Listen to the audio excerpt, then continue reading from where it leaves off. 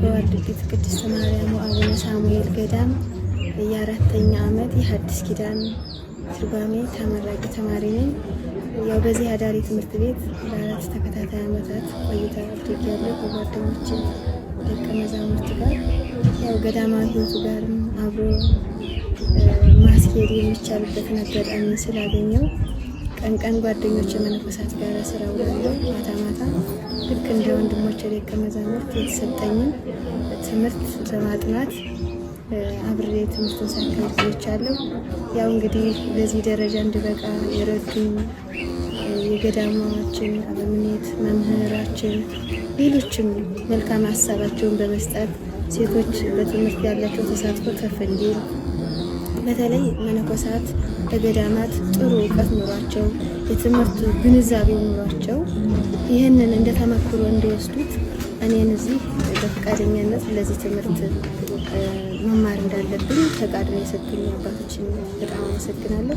ከዚህ በመቀጠል ማለት የምፈልገው ምንድነው ማንኛውም ሰው እንግዲህ ሴት ወንድ ብሎ የተለየ የተቀመጠ ነገር እስከሌለ ድረስ ከአገልግሎት እንደተደነገገልን ስርዓትና ቀኖና ባለው ውስጥ ሆነን ትምህርታችንን እናቶች በየቦታው መማር እንዳለባቸው መጻሕፍትን ማገላበጥ አባቶች እግር ስር ቁጭ ብለው መማር እንዳለባቸው ለመናገር እወዳለሁ። ይሄ ከኛ የተጀመረ አይደለም።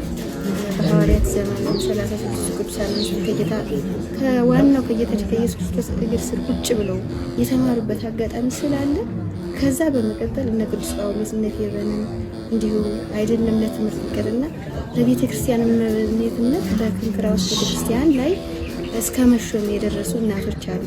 ከዛም በኋላ እንግዲህ እነ ማርያም እና ማርታ ብዙ ተልእኮዎችን ለሐዋርያት ያገለግሉ ስለነበር ይህን ትምህርት እንግዲህ ወደ መጨረሻ ደረጃ ለመድረስ አባቶች ፈቃድ ደርሻለሁ። በትምህርት ቤታችን ብዙ መሰረታዊ የተባሉ ብዙ ችግሮች አሉ። ብዙ አባቶች ስለተናገሩ ነው። ብዙ ጊዜ አሁን እዚህ አንደኛ ጀማሪ ትምህርት ቤት ከመሆኑ አንጻር ከተማ ራቅ ባለ ቦታ ላይ ስለሚገኝ የመጻሕፍት እጥረት አለ። ተማሪዎቹ እንደልባቸው ሁሉ ነገር ተሟልቶላቸው አይገኝ። ምክንያቱም ከገዳሙ ጋር ባለው ነገር ተጠቅመው ስለሚኖሩ ራስ አገዝ የሚባለው ነገር የለም። እስካሁን ድረስ በገዳሙ ውስጥ ስንተዳደር ስለነበር የመጻሕፍትም ልዩ ልዩ አስፈላጊ ነገሮች እጥረት አለ። እንግዲህ ነው ማለት ነው። ምዕመናን የሚጠበቀው ነገር ምንድነው? ዋና የቤተክርስቲያን ትልቁ ታርጌቱ ተተኪ ደቀ መዛሙርት ማፍራት እስከሆነ ድረስ ለየጉባኤ ቤቱ ያለው አመለካከት ጥሩ እንዲሆን እዚህ ላይ መስራት እንዳለባቸው ነው። ለአብነት ትምህርት ቤት ያለው አመለካከት ለማንኛውም አካል እኔነት በቃ እኔ ያለብኝ ብሎ እንዲያስብ በእውቀትም በገንዘብም በመልካም ሀሳቡ መረዳዳት እንዳለብን ነው።